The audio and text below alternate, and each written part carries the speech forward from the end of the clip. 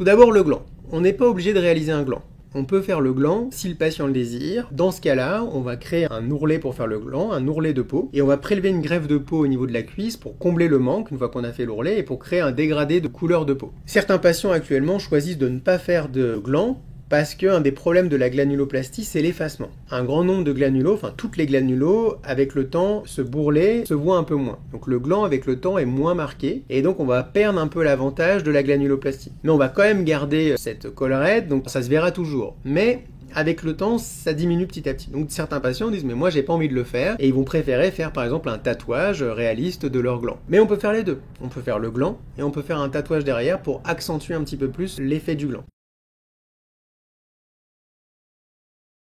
Concernant le scrotum, là aussi c'est un choix. On peut réaliser un scrotum, c'est-à-dire on va créer des bourses, mais il ne faut pas confondre réaliser un scrotum et mettre en place des prothèses testiculaires. Dans tous les cas, on pourra mettre des prothèses testiculaires. Mais il y a des patients qui vont choisir de faire un scrotum et d'autres chez qui on va directement mettre les prothèses. Pourquoi? L'effet du scrotum, l'esthétique du scrotum, ça va vraiment dépendre du patient.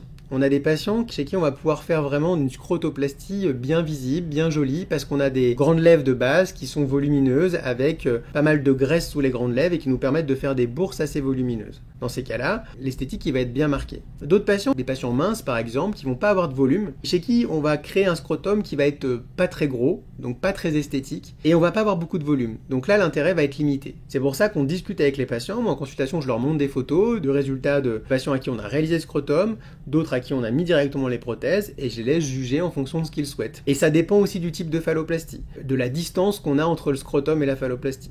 Donc voilà, on discute de tout ça et on voit ce qu'on fait.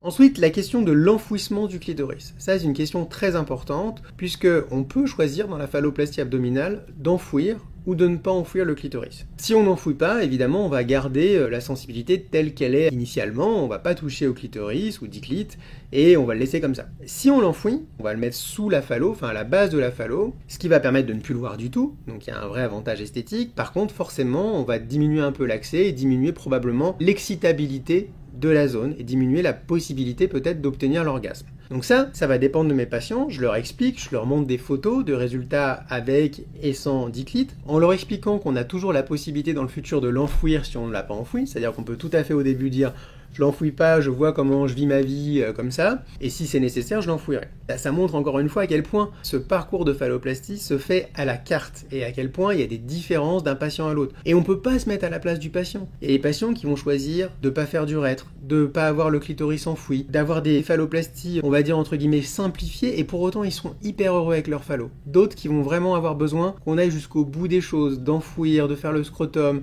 de fermer le vagin, de faire l'urètre, parce que pour eux c'est pas possible de vivre comme ça. Chacun vit sa phalloplastie comme il peut et comme il veut.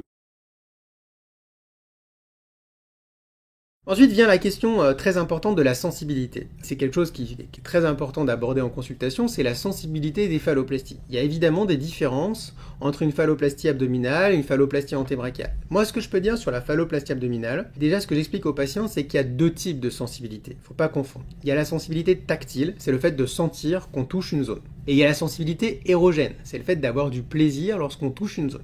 Déjà, cette sensibilité érogène, chacun est différent. On peut avoir une sensibilité érogène des oreilles par exemple, alors qu'à la base les oreilles ne sont pas un organe sexuel. Donc la phalloplastie peut devenir une zone érogène sans pour autant à la base avoir de récepteurs sexuels. Sur la phalloplastie abdo, on a une bonne sensibilité tactile à la base, mais une mauvaise sensibilité tactile à l'extrémité de la phallo. Donc la base de la phalloplastie est souvent bien sensible, l'extrémité est mauvaise. Sur la phalloplastie érogène, de toute façon, dans la phalloplastie abdo, elle viendra du diclite, de la capacité à avoir l'orgasme, à avoir du plaisir par le clitoris. Soit celui-ci est extériorisé, et à ce moment-là, ça sera par frottement, etc. Soit il est intériorisé, et ce sera lors de la pénétration, avec la base de la prothèse qui va venir frotter, entre guillemets, le clitoris.